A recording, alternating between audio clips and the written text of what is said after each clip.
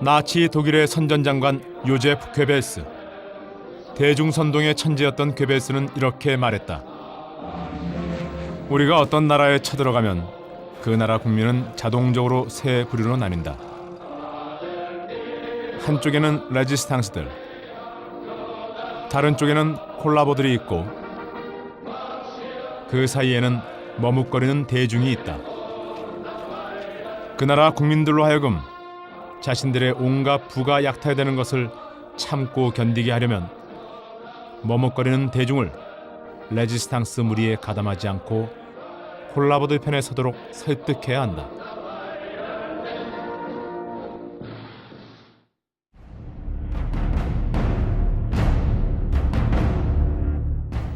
일본이 침략하자 조선에서도 똑같은 현상이 나타났다. 한쪽에는 독립운동가들, 그 반대쪽엔 친일 민족 반역자들이 있었고 그 사이에 대다수의 민중들이 있었다. 일본은 민중들이 친일파들 편에 서도록 치밀한 작전을 벌였다. 그 핵심이 바로 식민지 근대화론이었다. 일본이 낡은 조선을 발전시킨다. 이 얘기를 반복적으로 선전해서 일본의 식민 지배를 순순히 받아들이게 만들려고 했다. 그러면서 일본은 친일파를 앞세워 땅과 쌀을 빼앗고 이름과 말도 빼앗았다. 심지어 전쟁에 동원해서 생명까지 빼앗았다. 이에 맞서 독립운동 세력은 해외로 나가 임시정부를 세우고 독립군을 조직했다. 자신이 태어난 땅과 자기 민족을 지키고 싶었던 한국의 레지스탕스들, 그들은 독립을 되찾아 새로운 나라를 세우겠다는 꿈을 꾸며 필사적으로 싸웠다. 그러나 일제의 콜라보 친일파들은 천황의 신민으로 사는 것이 조선 민족의 운명이라며 독립군들을 어리석은 자들이라고 비웃었다. 이들 중에는 혈서까지 써서 기어코 일본군이 된 자도 있었고 심지어 독립군을 잡아 죽이는 일에 직접 나서기도 했다. 이것이 독립군 토벌을 위한 친일파 특수부대 간도 특설대였다. 그렇기 때문에 독립군들은 일제보다 친일파들을 더 증오하고 경멸했다. 그래서 친일파들을 암살하기 위해 비밀 조직을 결성하기도 했다. 한국의 레지스탕스와 일제 콜라보들, 두 세력의 길고 긴 전쟁은 그렇게 시작된 것이다.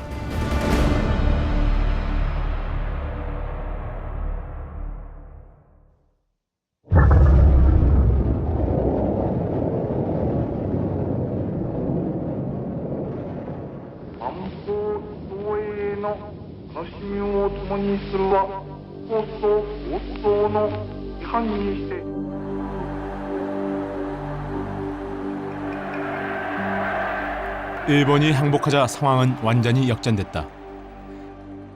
일본군은 철수를 준비하고 기세등등했던 친일파들은 겁에 질려 숨어버렸다. 그러나 강대국들은 이미 은밀한 거래를 끝냈다. 2차 대전에서 승리한 미국과 소련, 두 나라는 한반도를 분할하기로 결정했다. 38선 이북은 소련이, 이남은 미국이 점령하기로 합의한 것이다.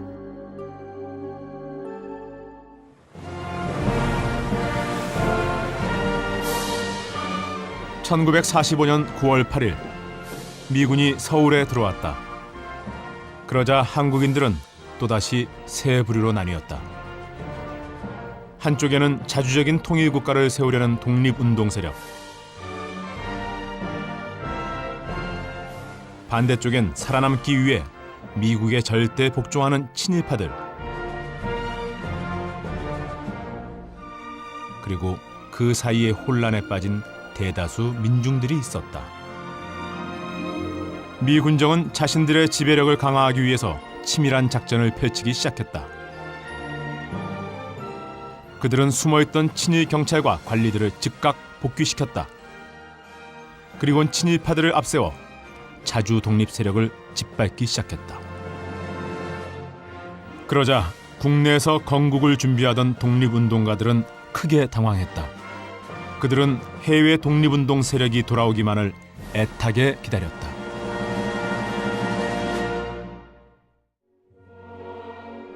(1945년 10월) 드디어 미국에 있던 이승만이 귀국했다.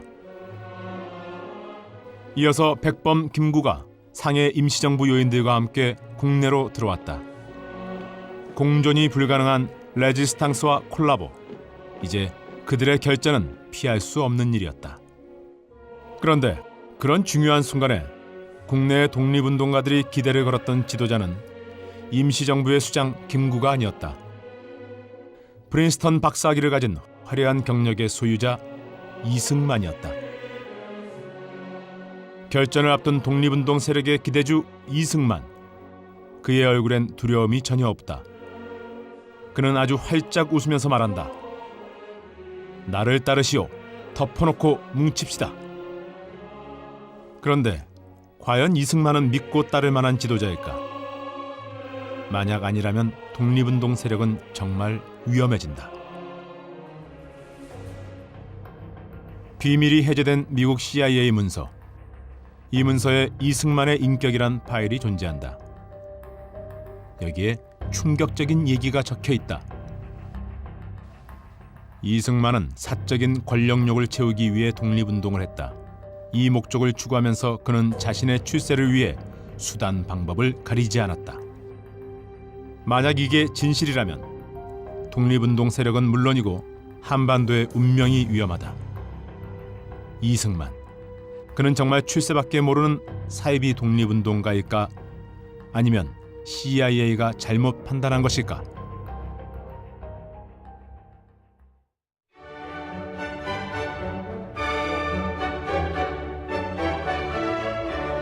이승만 얘기를 어디서부터 꺼내야 할지도 모르겠는데, 이승만 그분한테 초기 사상, 개화 사상을 전달해 준 분들, 가르쳐 준 분들은 선교사였습니다. 미국 선교사.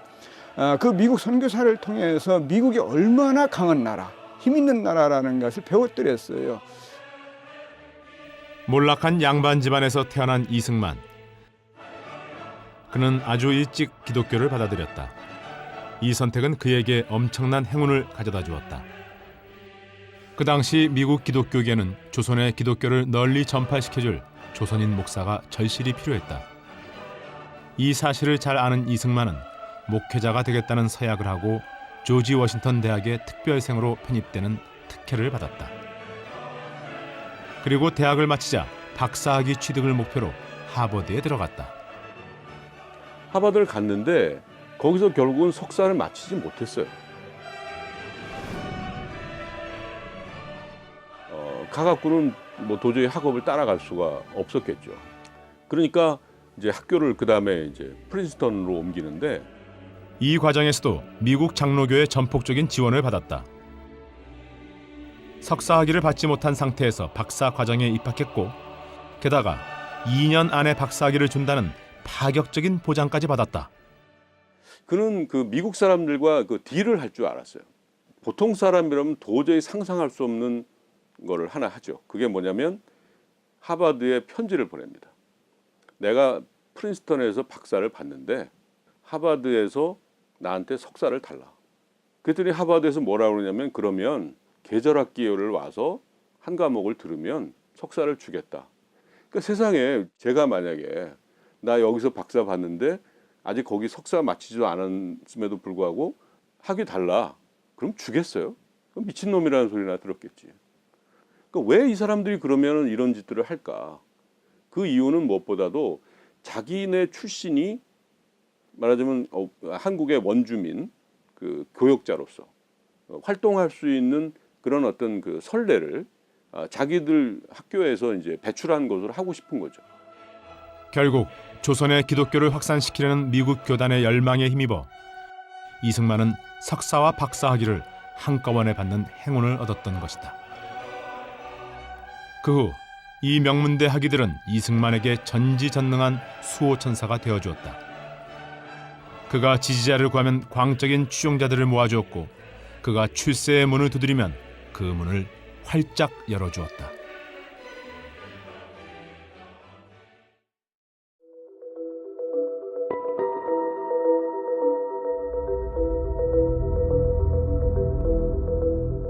1913년 이승만은 하와이 호놀룰루에 도착했다. 이때부터 그의 화려한 출세의 신화가 시작된다. 하와이로 글을 부른 건 친형제나 다름없던 박용만이었다. 박용만. 그는 무장투쟁만이 조국을 독립시킬 수 있다는 신념을 가진 레지스탕스였다. 그는 미국의 네브라스카 대학을 마친 후 하와이에서 독립군 부대를 만들고 사관학교를 설립했다. 이에 반해 이승만은 교민들에 대한 교육 사업을 진행했다. 그런데 이승만이 하는 교육의 내용은 다른 독립운동가들이 가르치는 것과 전혀 달랐다. 그가 호놀룰루 신문에 쓴 글이다.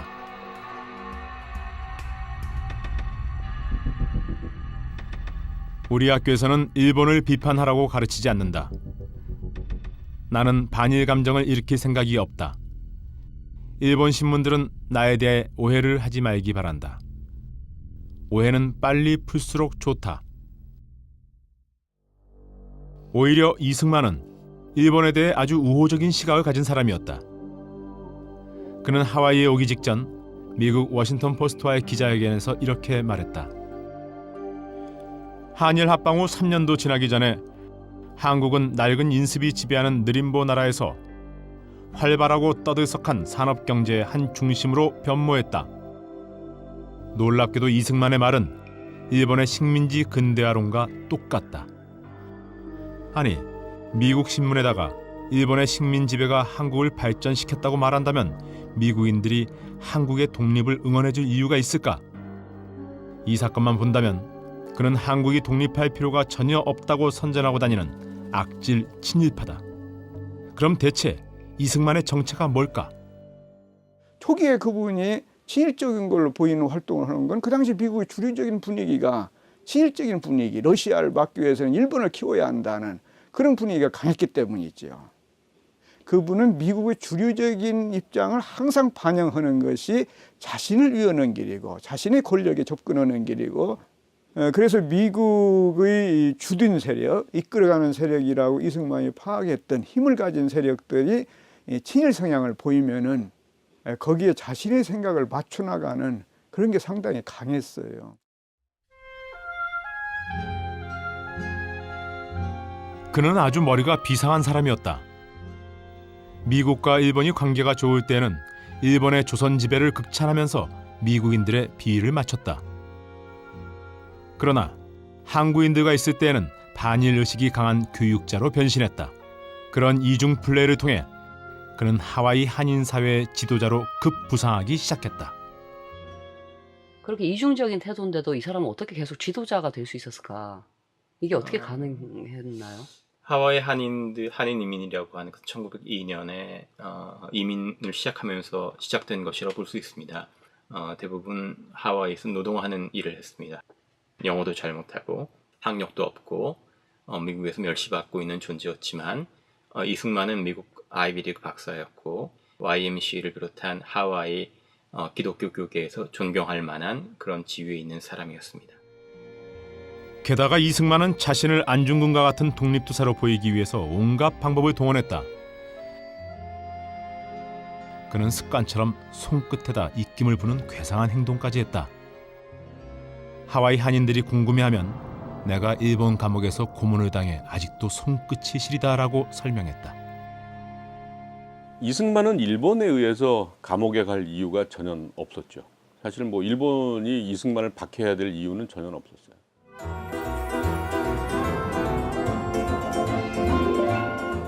사실은 이분은 일제 때 한국에 들어온 것은 기독교 관계로 잠깐 일제 강제 병합 직후에 잠깐 들어왔다 나간 것 빼놓고는 없고, 감옥수사를 한 것은 이 고종 황제 때 감옥수사를 한 거가 있는 거 빼놓고는 또 없어요.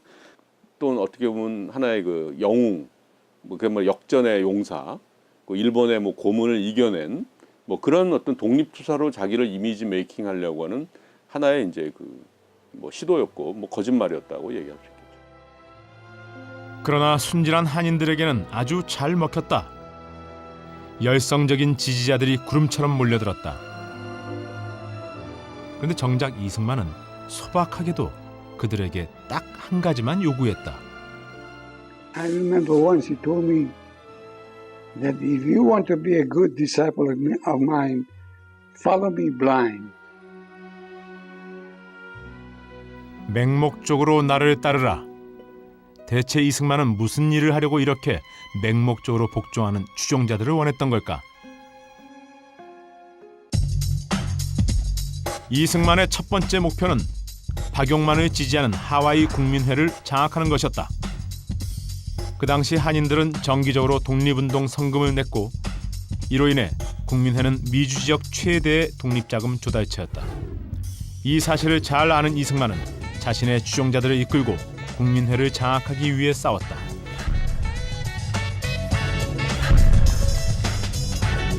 자신을 반대하는 사람들에겐 테러도 불사했다. But how did you know he tried to kill your father? Because when my father was working in a farm, somebody came behind and, with that pick, hit him on the back, so he was in a hospital. And you think Sungman Rhee did it? The gang, one of his gang did it. He's taken over as president and the controlling factor in that particular organization, because he knew that at least they had some cohesion and they had steady funds coming in for his own purposes. He was bringing in his whole unit in there, and they didn't want that control to go quandary. So that's when they had a big fight there. They shot guns and everything. 이승만, 그는 사이비 기독교인이었던 모양이다.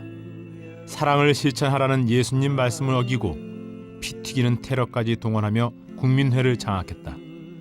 그리고 네 이웃의 소유물을 탐하지 말라는 십계명도 어기며 현란한 부동산 재테크에 착수했다. 1914년 7월 14일 이승만은 한인들이 모아준 여학생 기숙사 건립기금 2,400달러로 부동산을 구입했다. 그런데 바로 그날 이승만은 자신에게 땅을 판 프레드 베링거에게 그 땅을 담보로 1,400달러를 빌렸다. 조건은 1년 내 상환, 이자는 연리 8%였다. 그런데 1년 후 베링거가 빚을 갚으라고 하자 이승만은 자기 빚을 국민회더러 갚으라고 떠넘겨버렸다. 그리고 점점 더 대담해졌다. 그는 국민회 재산인 여학교도 단돈 1달러에 인수했다. 그 후로도 그는 이런 짓들을 계속 반복했다. 국민의 재산을 담보로 대출을 받아 돈을 챙기고 마지막에는 자기 소유로 만든 국민의 재산들을 전부 매각해서 목돈을 챙겼다. 이것이 하와이 갱스터의 재테크 비결이다. 그런데 여기서 잠깐, 이런 짓 하면 감옥 가야 되는 거 아닌가? 당연히 감옥 갈 범죄행위죠. 법원에서 재판을 한다고 해도 정상이 굉장히 나쁜 범죄, 죄질이 우리가 흔히 쓰는 말로 죄질이 굉장히 나쁜 범죄 행위죠. 그냥 굉장히 어렵고 힘들게 같이 고난을 당하면서도 어떤 민족의 독립을 위해서 모아놓은 돈의 성격이기 때문에 독립운동을 빙자한 횡령 범죄 행위다라는 것이고, 그러한 행위를 현재의 법률적 잣대로 들여다본다면 징역 7년 이하의 형에 처해지는 범죄 행위죠.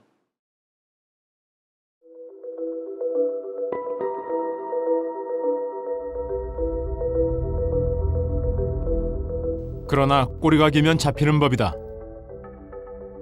이승만이 장악한 국민회의 공금 집행에 문제를 제기하는 사람들이 나타났다.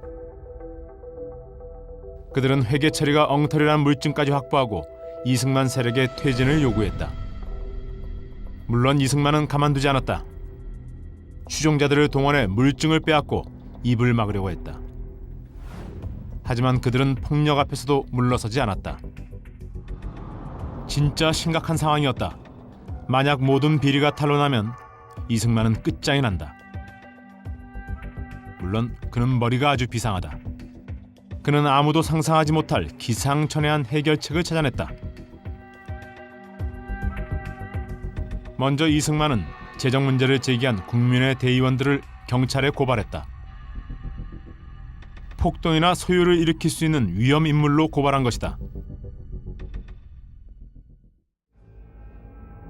그리고 1918년 2월 27일 재판이 시작되면서 이승만은 절대 해서는 안 되는 짓까지 저질렀다. 그는 법정의 증인으로 나와 미국 판사를 향해 이렇게 말했다. 판사님, 이들은 박용만 패당이며 미국 영토에 한국인 군대를 만들었습니다. 이들은 위험한 반일 행동을 하며 일본 군함 이즈모가 호놀룰루에 도착하면 파괴하려는 음모까지 꾸민 무리들입니다. 이것은 미국과 일본 사이에 중대 사건을 일으켜 평화를 방해하려는 것입니다. 판사님, 저들을 조처해 주십시오. 믿기 힘들겠지만 이건 실화다. 실제로 그는 이런 증언을 했다. 그런데 이승만의 이런 행동은 자기 조국에 대한 명백한 반역 행위 아닌가? Si je me place du point de vue d'un Français qui se verrait trahi par son compatriote alors qu'il est dans un pays étranger et qu'il essaie d'aider son pays, donc il considérerait ça comme de la trahison. Et puis, si un Français avait donné à l'étranger pendant la Deuxième Guerre mondiale une interview expliquant que l'occupation allemande de la France était bénéfique pour la France, à la fin de la guerre, il aurait été aussi considéré comme un traître à la patrie officiellement par tout le monde. 만약 이승만이 프랑스 사람이었다면 1944년 프랑스가 나치로부터 해방됐을 때 그는 프랑스 법정에 세워졌을 것이다. 그리고 그 어떤 변명을 하며 선처를 호소했더라도 이승만은 A급 반역자로 판결을 받고 사형을 받았을 것이다.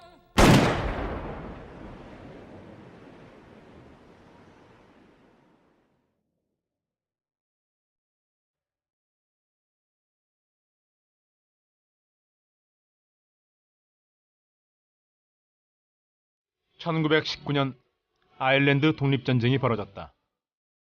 아일랜드는 300년 동안이나 영국의 식민지였다. 그런데도 민족성을 잃지 않고 독립을 얻기 위해 영국에 전쟁을 선포한 것이다.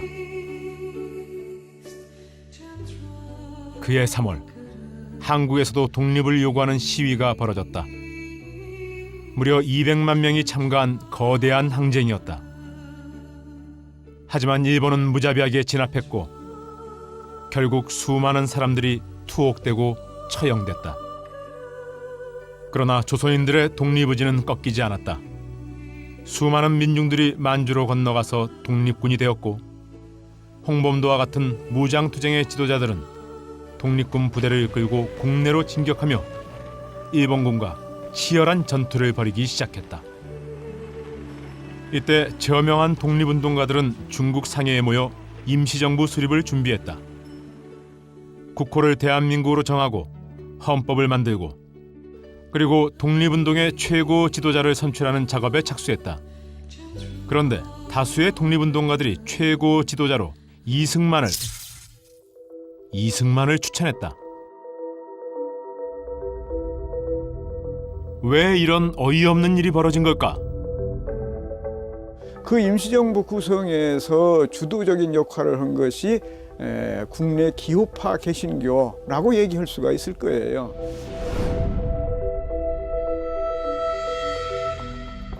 자기들이 볼 때 미국에서 활동하고 있고 또 자기들과 교분이 가까운 그런 대표적인 사람이 누구냐? 그건 이승만을 쉽게 꼽을 수가 있었죠. 안타깝게도 그들도 지금의 우리와 다르지 않았다.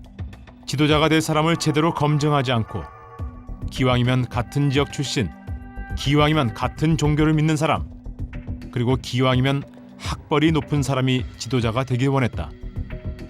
그래서 결국 돈과 출세를 위해 수단 방법을 가리지 않는 인물이 대한민국 임시정부의 초대 대통령이 된 것이다.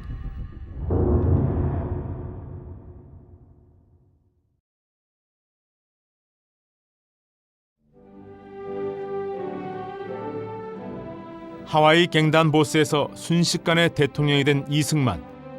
그는 역시 제일 먼저 임시정부의 돈줄부터 장악하려고 했다. 워싱턴에 구미위원부를 설립하고 독립운동에 쓰겠다며 국채를 발행해 돈을 모으기 시작했다. 목표액은 500만 달러. 하와이 때보다 스케일이 엄청 커졌다. 하지만 큰 장애물이 있었다. 임시정부가 이미 독립운동 성금을 모으고 있었던 것이다. 이승만은 즉시 모금을 중단하라고 명령했다. 그리고 한 발 더 나아가 하와이 깡패의 본색을 드러내며 정부에서 거둔 돈도 전부 넘기라고 요구했다. 하지만 기호파 세력이 아닌 정부 요인들은 강하게 반발했다. 그리고 한인들이 내는 성금으로 국내의 비밀 조직을 확대하고 만주의 독립군 부대를 통합하며 본격적인 독립전쟁 준비에 착수했다. 게다가 놀랍게도 캘리포니아에 비행학교를 세워 공군 창설까지 추진했다.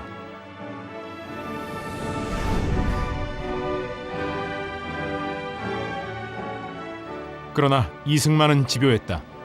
친복 안현경을 통해 기호파 세력을 움직이며 재정권 장악을 추진했다. 1920년 3월 결국 독립성금을 둘러싼 갈등은 이승만의 승리로 끝났다.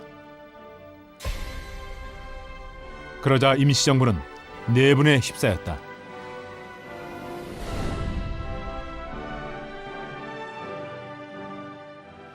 모든 충돌을 보면은 돈과 관련이 있어요. 이승만과 관련된 수많은 충돌을 보면은 파돈과 관련이 있습니다. 뭐 그것은 좀 이승만의 본능이나 본성에 가까운 행동이었다라고 생각이 듭니다.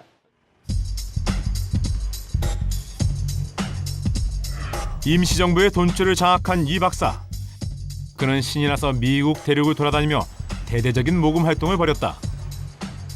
이승만에게는 정말 찬란한 봄날이었다. 나이 46에 자신을 숭배하는 22살짜리 여대생과 여행도 하고 틈만 나면 최고급 레스토랑에서 식사를 하고 최고급 럭셔리 호텔에서 잠을 잤다.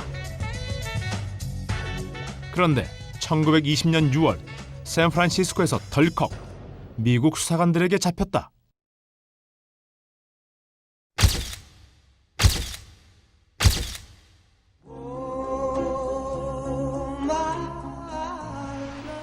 당시의 미국은 청교도적인 분위기가 강했다. 그래서 부도덕한 성관계를 목적으로 주 경계선을 넘는 것을 금지하고 있었다. 그러나 안타깝게도 수사관들은 믿지 않았다. 집중 조사를 벌였다. 그러자 이승만의 감추고 싶은 비밀까지 드러났다. 이승만이 백인 여자들에게도 접근해 마치 재벌 2세처럼 최고급 식사를 사주며 데이트를 즐겼던 것이다. 결국 미국 수사관들은 이승만을 부도덕한 플레이보이라고 판단했던지 그를 기소해버렸다.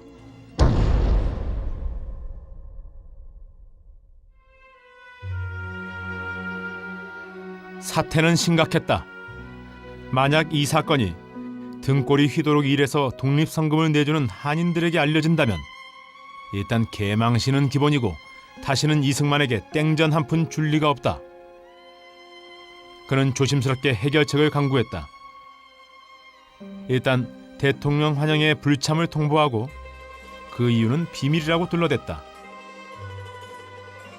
그리고 재판은 하와이에서 받게 해달라고 사정했다.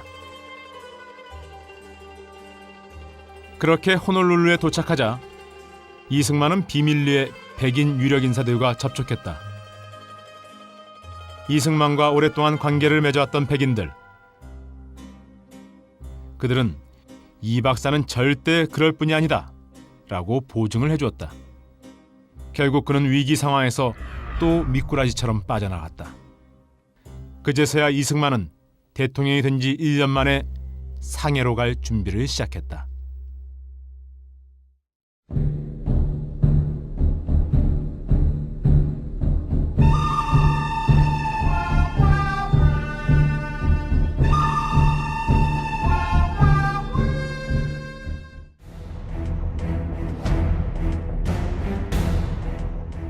바로 이때 일본은 만주 일대의 독립군을 초토화시키겠다고 대규모 병력을 출병시켰다. 그러자 홍범도와 김자재는 부대를 이끌고 청산리 일대에 집결했다. 죽음을 각오한 3천여 명의 독립군들. 그들은 3만 5천 명의 일본군에 맞서 6일간의 대격전을 벌였다.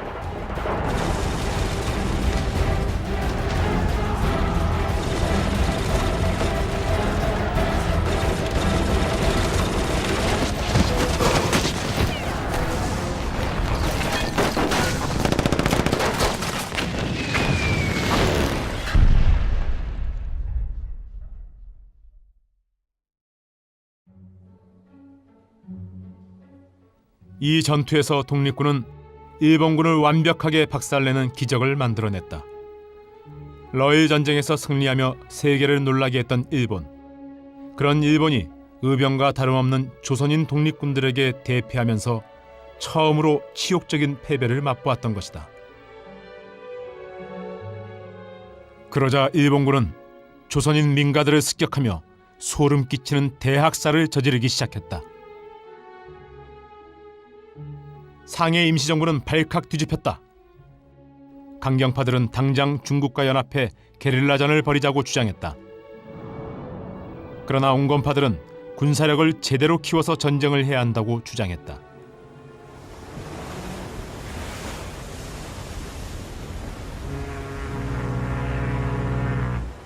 바로 이런 중요한 시점에 이승만이 상해로 왔다. 일단 모두가 환영을 해주었다.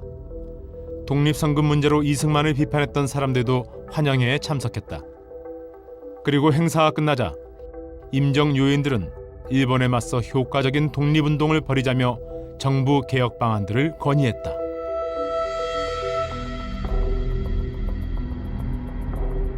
하지만 이승만은 모조리 거부했다. 결국 정부 요인들은 폭발 직전에 이르렀다. 그러자 이승만은 전격적으로 대통령 교서를 발표했다. 그런데 거기엔 아주 획기적인 이승만의 독립운동 전략이 담겨 있었다.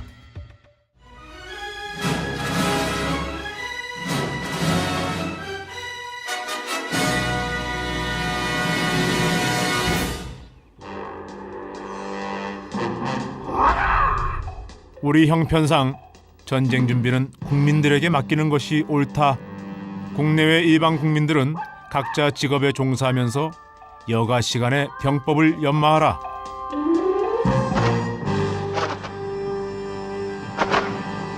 무기도 각자 고하라.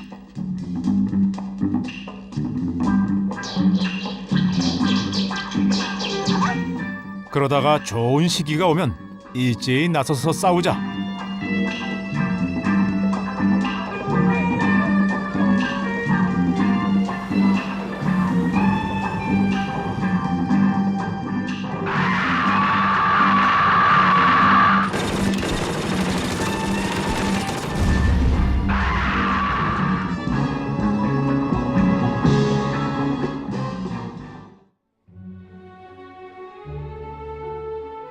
독립운동가들은 그야말로 울고 싶은 심정이었다. 대체 이승만은 왜 이런 돌대가리 같은 전략을 내놓은 걸까? 그 이유는 역시 돈과 관련이 있다.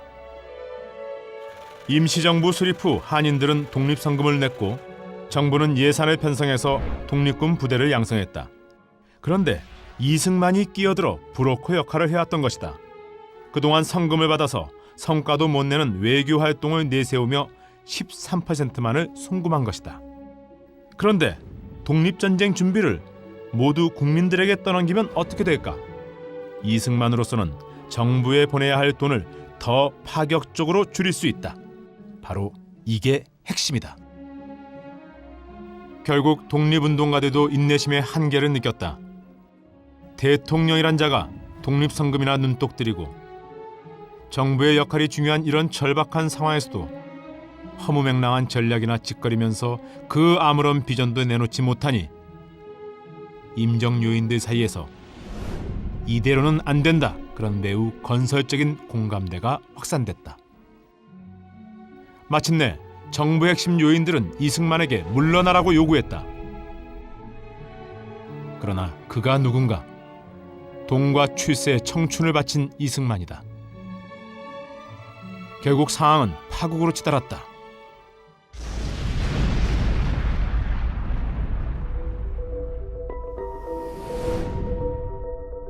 국무총리가 이미 떠난 상황에서 김규식 그리고 안창호마저 임정을 떠났다. 위기 탈출의 귀재 이승만. 과연 그는 이 사태를 어떻게 수습했을까?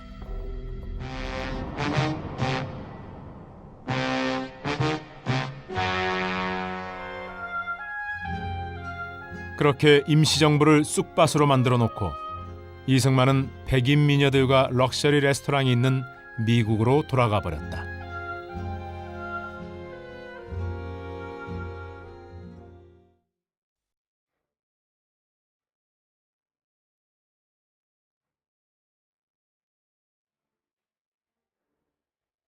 (1924년) 상해에 새로운 바람이 불었다. 임정을 개혁하려는 독립운동가들이 의정원의 실권을 장악한 것이다. 그들은 독립운동에 아무 도움이 안 되는 이승만의 대통령 권한부터 정지시켰다. 미국에서 이 소식을 들은 이승만, 그는 곧바로 하와이 깡패의 본색을 드러냈다.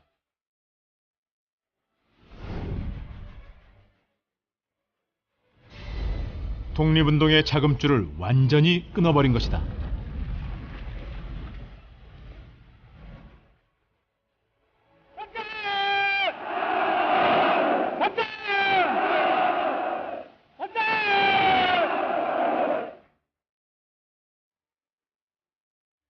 악질 친일파를 능가하는 이승만의 행동에 임시정부는 즉시 칼을 빼들었다.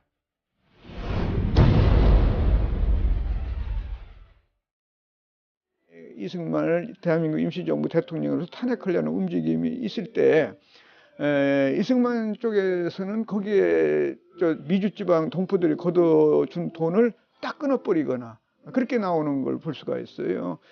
다시 말해서 돈을 가진 자가 정치 권력에서 헤게모니를 줄 수 있다라는, 역시 이승만다운 발상이라고 할지 모르겠습니다만, 그 뒤 임정은 새 출발을 하려고 했지만 할 수 있는 일은 거의 없었다.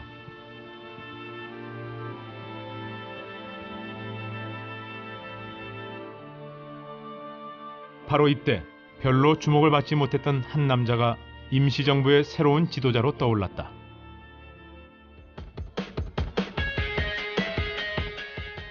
나라를 잃은 분한 마음에 일본 첩자를 맨주먹으로 때려잡았던 터프한 남자.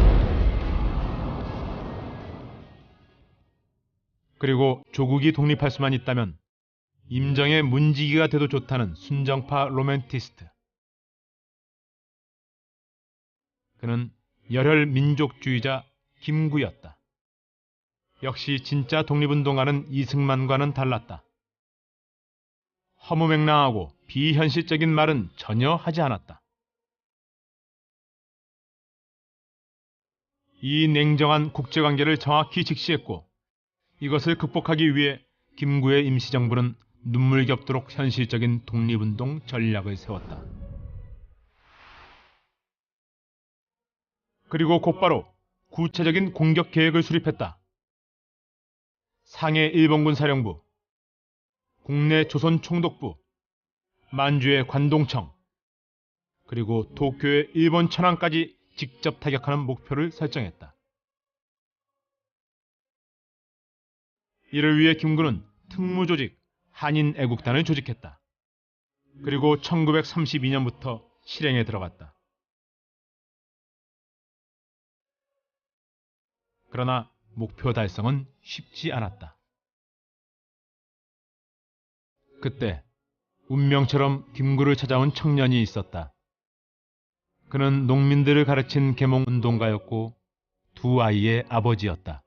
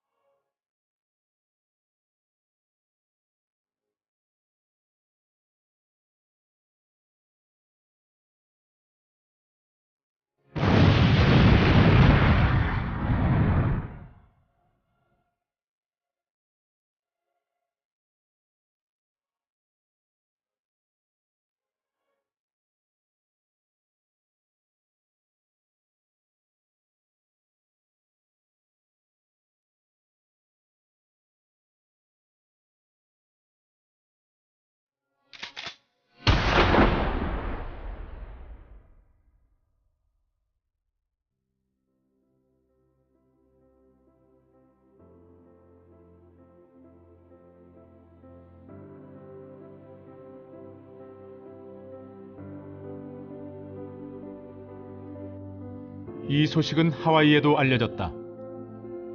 그러자 이승만은 김구에게 주제넘은 충고를 했다. 그러나 윤봉길의 희생은 어리석은 짓이 결코 아니었다.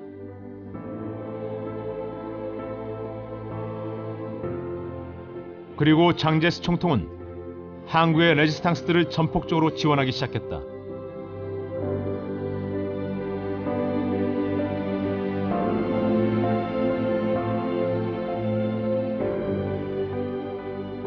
드디어 임시정부가 독립운동에 새로운 활로를 개척한 것이다.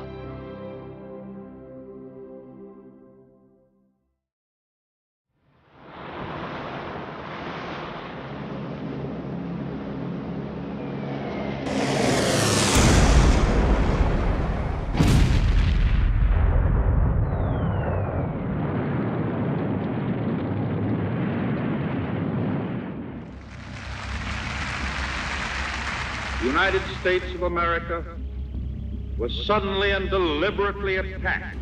The American people in their righteous might will win through to absolute victory. 일본과 미국이 친할 때는 외교 노선이 제일이라던 이승만. 이제 일본이 미국의 적이 되자 화려한 변신을 했다.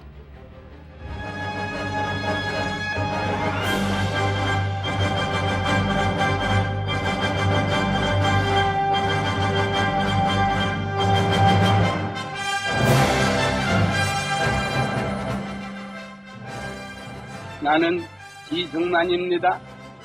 미국 와싱턴에서 해내 해외에 산재한 우리 2,300만 동포에게 말합니다. 분투하라, 싸워라, 우리가 피를 흘려야. 일본의 식민 지배가 조선을 발전시킨다고 극찬했던 이승만. 그런 그가 감쪽같이 반일 항전의 투사로 변신한 것이다. 그리고 미국의 유력자들과 접촉하며 다시 최고 권력자가 되기 위해 움직이기 시작했다.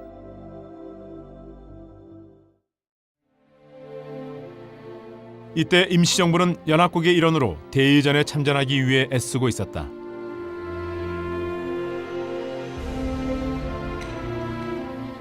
그런데 좋은 기회가 찾아왔다. 미국의 전략 첩보국이 한국인들을 대의전에 활용하는 전략을 세운 것이다. OSS는 먼저 이승만과 접촉했는데 그가 OSS와의 관계를 대외 선전용으로 이용한다고 판단하고 관계를 끊어버렸다. 그리고 임시정부의 광복군에 직접 손을 내밀었다.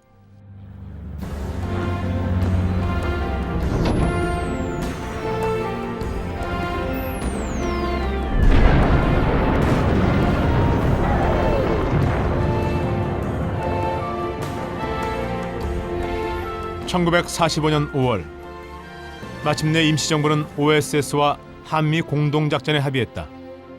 이것이 국내 진공작전이라 불리는 이글 프로젝트였다.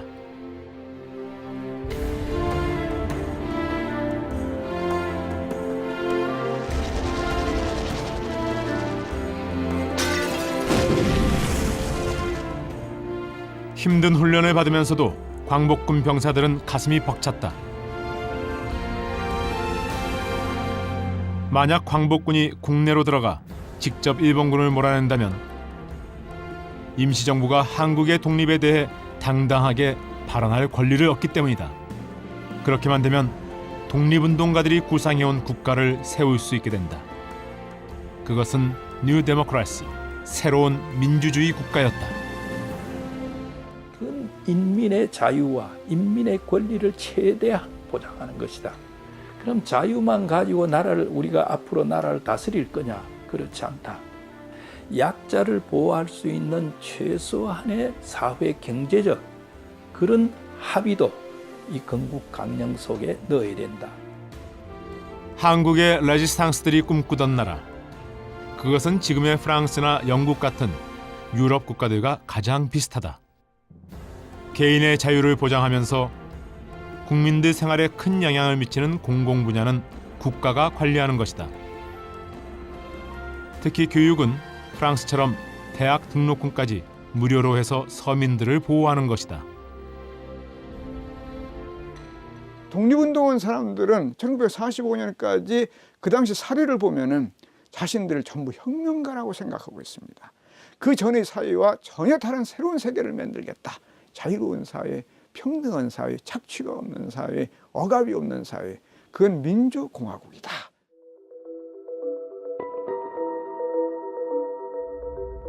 임시정부의 이런 활발한 움직임에 이승만은 초조해졌다. 그는 상황을 역전시킬 승부수를 찾았다. 연합군 총사령관 더글라스 맥아더. 그는 미국 대통령도 함부로 할 수 없는 태평양의 황제였다.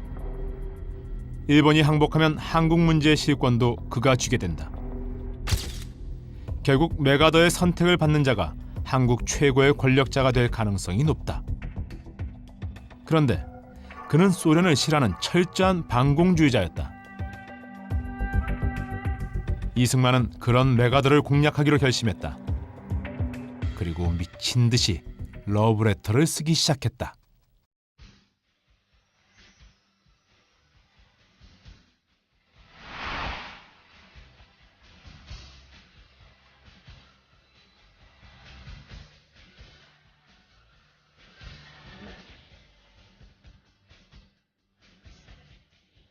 물론 소련은 방해한 적이 없었다. 하지만 이승만은 그분의 사랑을 얻기 위해 약간의 거짓말을 섞었다. 그러자 3일 후 그분에게서 답장이 왔다.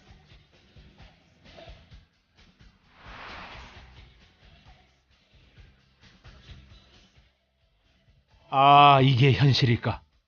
이승만은 꿈을 꾸는 기분이었다.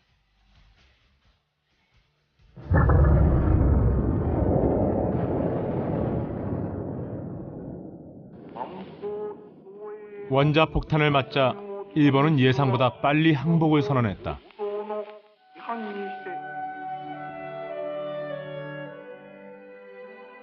그리고 이것은 독립운동가들에겐 비극적인 소식이었다.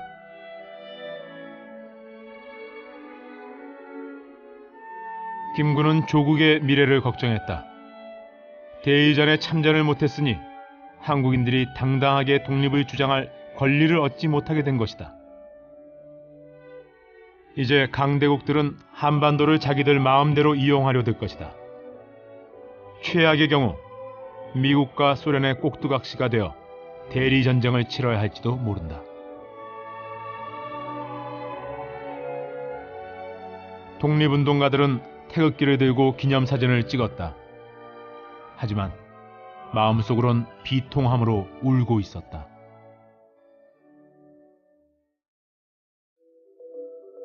그러나 이때 이승만은 웃고 있었다. 그는 신이 나서 맥아더를 향해 더욱 노골적인 구애를 펼쳤다.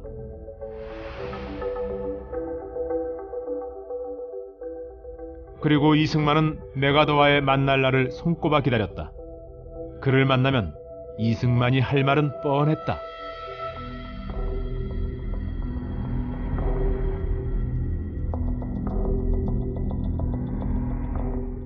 이 당시 맥아더는 도쿄에서 일본 문제를 처리하느라 바빴다. 연합국들은 침략전쟁의 책임자들을 처벌하라고 요구했다. 히로히토, 그는 전범재판에 해부돼 사형을 받을까봐 잠도 제대로 못 자는 상태였다. 9월 27일, 히로히토는 조용히 맥아더를 찾아갔다.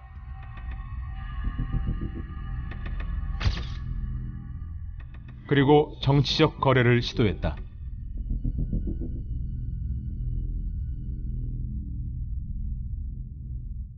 맥아더는 어떤 결정을 내렸을까? 정의의 이름으로 다른 나라를 침략한 히로히토를 처벌했을까? 아니면 미국의 국익을 확대하려고 정치적 거래를 수락했을까?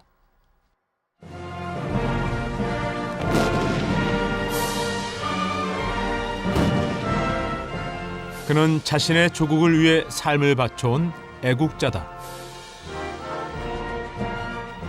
맥아더는 히로히토를 전범재판에 해부하지 않았다. 그 대가로 미국은 일본에 미군을 계속 주둔시킬 수 있는 권리와 동북아 방위의 교두보를 확보했다. 이제 다음 차례는 한반도 문제였다. 미국의 영웅 맥아더, 그는 과연 어떤 사람을 한국의 대통령으로 세우고 싶었을까? 맥아더 자신처럼 자기 나라의 이익을 최우선으로 여기는 애국자였을까? 물론 그럴 리가 없다. 맥아더는 미국의 국익을 최대로 보장해주는 임무를 원했다.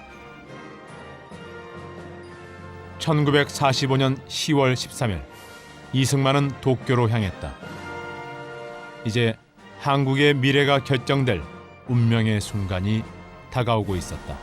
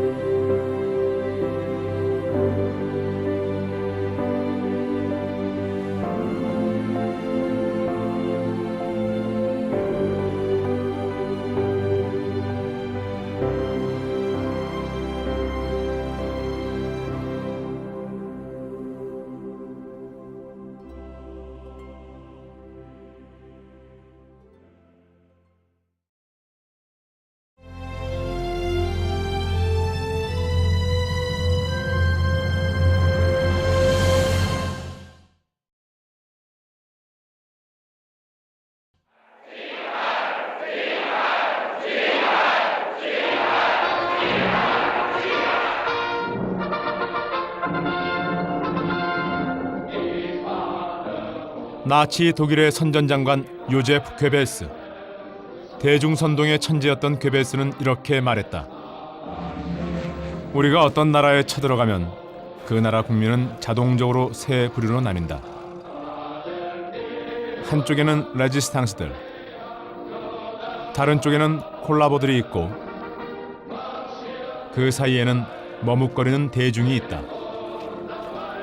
그 나라 국민들로 하여금 자신들의 온갖 부가 약탈되는 것을 참고 견디게 하려면 머뭇거리는 대중을 레지스탕스 무리에 가담하지 않고 콜라보들 편에 서도록 설득해야 한다.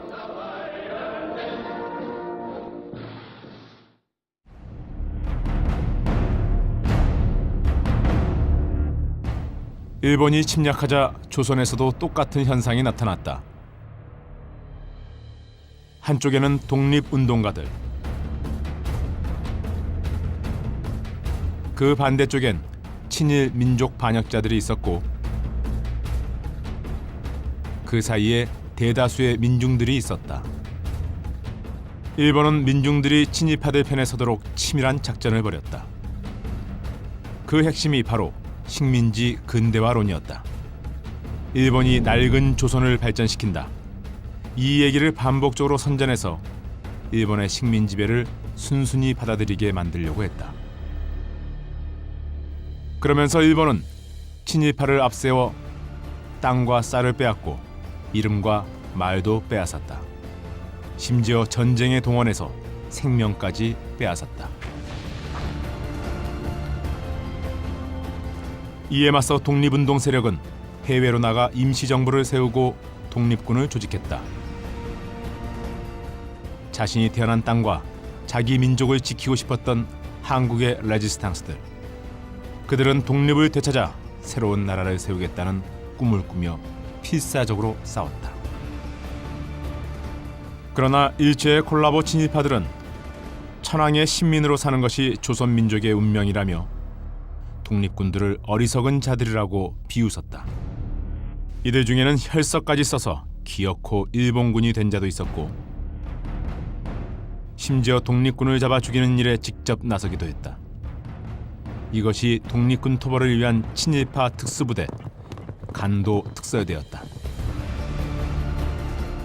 그렇기 때문에 독립군들은 일제보다 친일파들을 더 증오하고 경멸했다.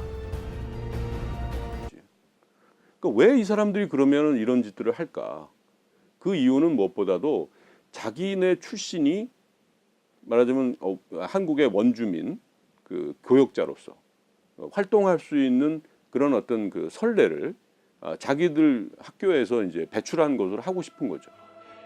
결국 조선의 기독교를 확산시키려는 미국 교단의 열망에 힘입어 이승만은 석사와 박사 학위를 한꺼번에 받는 행운을 얻었던 것이다. 그 후 이 명문대 학위들은 이승만에게 전지전능한 수호천사가 되어주었다.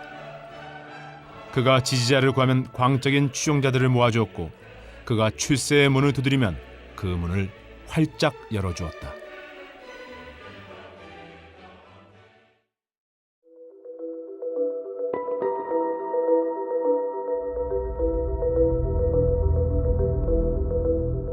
(1913년) 이승만은 하와이 호놀룰루에 도착했다. 이때부터 그의 화려한 출세의 신화가 시작된다. 하와이로 그를 부른 건 친형제나 다름없던 박용만이었다. 박용만. 그는 무장투쟁만이 조국을 독립시킬 수 있다는 신념을 가진 레지스탕스였다. 그는 미국의 네브라스카 대학을 마친 후 하와이에서 독립군 부대를 만들고 사관학교를 설립했다. 이에 반해 이승만은 교민들에 대한 교육 사업을 진행했다. 그런데 이승만이 하는 교육의 내용은 다른 독립운동가들이 가르치는 것과 전혀 달랐다. 그가 호놀룰루 신문에 쓴 글이다.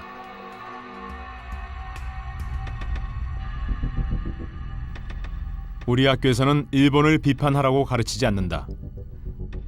나는 반일 감정을 일으킬 생각이 없다. 일본 신문들은 나에 대해 오해를 하지 말기 바란다. 오해는 빨리 풀수록 좋다. 오히려 이승만은 일본에 대해 아주 우호적인 시각을 가진 사람이었다.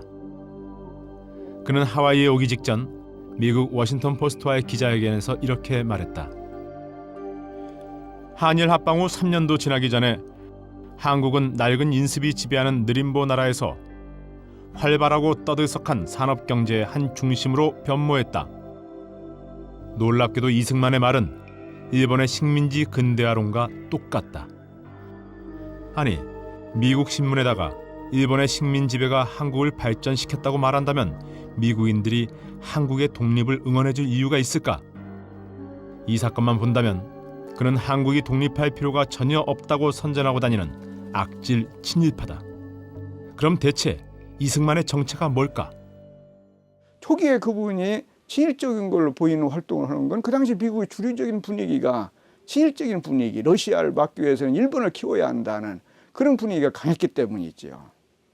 그분은 미국의 주류적인 입장을 항상 반영하는 것이 자신을 위하는 길이고 자신의 권력에 접근하는 길이고, 그래서 미국의 주둔 세력, 이끌어가는 세력이라고 이승만이 파악했던 힘을 가진 세력들이 친일 성향을 보이면은 거기에 자신의 생각을 맞춰나가는 그런 게 상당히 강했어요.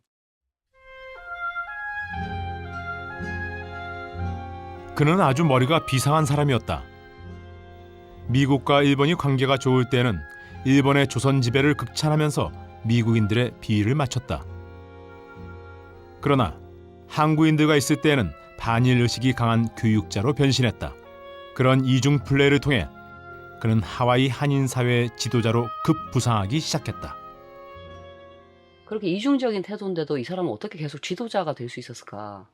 이게 어떻게 가능했나요? 하와이 한인 이민이라고 하는 1902년에 이민을 시작하면서 시작된 것이라고 볼 수 있습니다. 대부분 하와이에서 노동하는 일을 했습니다. 영어도 잘 못하고 학력도 없고 미국에서 멸시받고 있는 존재였지만 이승만은 미국 아이비리그 박사였고 YMCA를 비롯한 하와이 기독교 교계에서 존경할 만한 그런 지위에 있는 사람이었습니다. 게다가 이승만은 자신을 안중근과 같은 독립투사로 보이기 위해서 온갖 방법을 동원했다. 그는 습관처럼 손끝에다 입김을 부는 괴상한 행동까지 했다. 하와이 한인들이 궁금해하면 내가 일본 감옥에서 고문을 당해 아직도 손끝이 시리다라고 설명했다. 이승만은 일본에 의해서 감옥에 갈 이유가 전혀 없었죠. 사실 뭐 일본이 이승만을 박해해야 될 이유는 전혀 없었어요.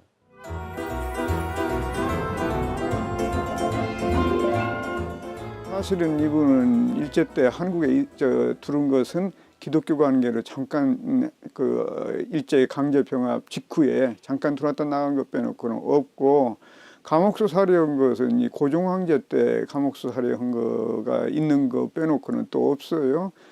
또 어떻게 보면 하나의 그 영웅, 뭐 역전의 용사, 일본의 뭐 고문을 이겨낸 뭐 그런 어떤 독립 투사로 자기를 이미지 메이킹하려고 하는 하나의 이제 뭐 시도였고 뭐 거짓말이었다고 얘기할 수 있겠죠. 그러나 순진한 한인들에게는 아주 잘 먹혔다. 열성적인 지지자들이 구름처럼 몰려들었다. 그런데 정작 이승만은 소박하게도 그들에게 딱 한 가지만 요구했다. I remember once he told me that if you want to be a good disciple of mine, follow me blind. 맹목적으로 나를 따르라. 대체 이승만은 무슨 일을 하려고 이렇게 맹목적으로 복종하는 추종자들을 원했던 걸까? 짝 웃으면서 말한다. 나를 따르시오. 덮어놓고 뭉칩시다. 그런데 과연 이승만은 믿고 따를 만한 지도자일까? 만약 아니라면 독립운동 세력은 정말 위험해진다. 비밀이 해제된 미국 CIA 문서. 이 문서에 이승만의 인격이란 파일이 존재한다. 여기에 충격적인 얘기가 적혀 있다. 이승만은 사적인 권력욕을 채우기 위해 독립운동을 했다.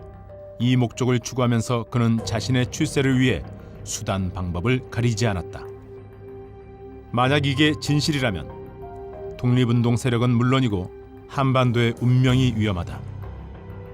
이승만, 그는 정말 출세밖에 모르는 사이비 독립운동가일까? 아니면 CIA가 잘못 판단한 것일까?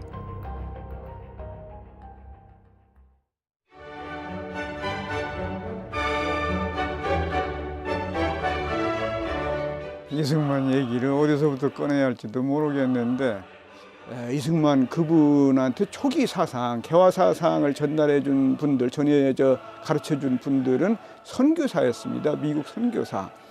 그 미국 선교사를 통해서 미국이 얼마나 강한 나라, 힘 있는 나라라는 것을 배웠더랬어요. 몰락한 양반 집안에서 태어난 이승만. 그는 아주 일찍 기독교를 받아들였다. 이 선택은 그에게 엄청난 행운을 가져다 주었다. 그 당시 미국 기독교계는 조선의 기독교를 널리 전파시켜줄 조선인 목사가 절실히 필요했다.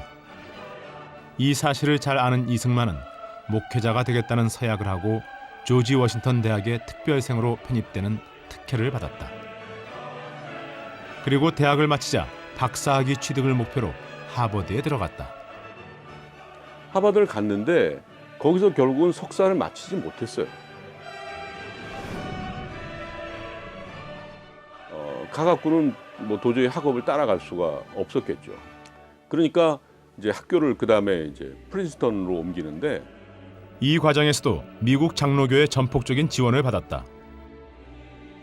석사 학위를 받지 못한 상태에서 박사 과정에 입학했고, 게다가 2년 안에 박사 학위를 준다는 파격적인 보장까지 받았다. 그는 그 미국 사람들과 그 딜을 할 줄 알았어요. 보통 사람이라면 도저히 상상할 수 없는 거를 하나 하죠. 그게 뭐냐면 하버드에 편지를 보냅니다. 내가 프린스턴에서 박사를 받는데 하버드에서 나한테 석사를 달라. 그랬더니 하버드에서 뭐라고 그러냐면, 그러면 계절학기를 와서 한 과목을 들으면 석사를 주겠다. 그러니까 세상에 제가 만약에 나 여기서 박사 받는데 아직 거기 석사 마치지도 않았음에도 불구하고 학위 달라. 그럼 주겠어요? 그럼 미친놈이라는 소리나 들었겠죠. 그래서 친일파들을 암살하기 위해 비밀 조직을 결성하기도 했다.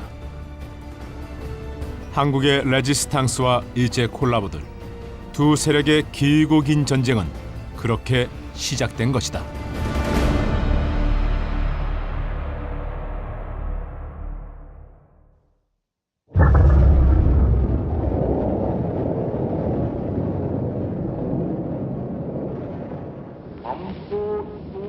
の家臣を共にするはこそ夫の違反にして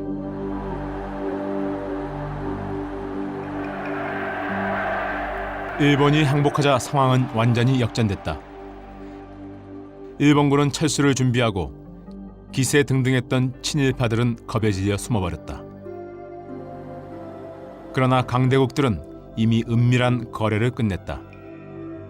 2차 대전에서 승리한 미국과 소련, 두 나라는 한반도를 분할하기로 결정했다.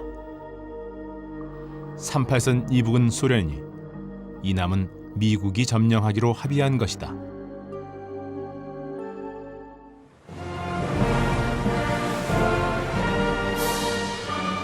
(1945년 9월 8일) 미군이 서울에 들어왔다.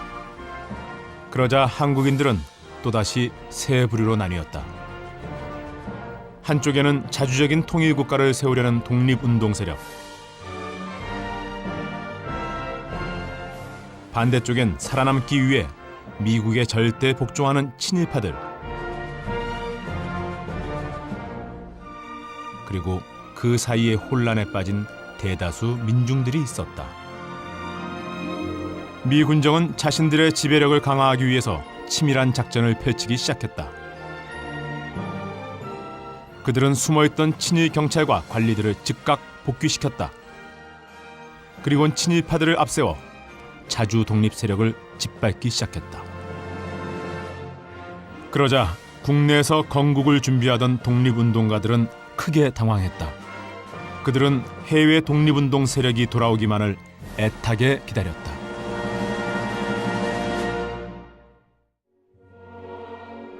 (1945년 10월) 드디어 미국에 있던 이승만이 귀국했다. 이어서 백범, 김구가 상해 임시정부 요인들과 함께 국내로 들어왔다. 공존이 불가능한 레지스탕스와 콜라보, 이제 그들의 결전은 피할 수 없는 일이었다.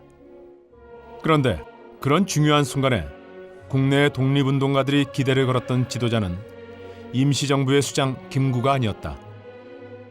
프린스턴 박사학위를 가진 화려한 경력의 소유자 이승만이었다. 결전을 앞둔 독립운동 세력의 기대주 이승만, 그의 얼굴엔 두려움이 전혀 없다.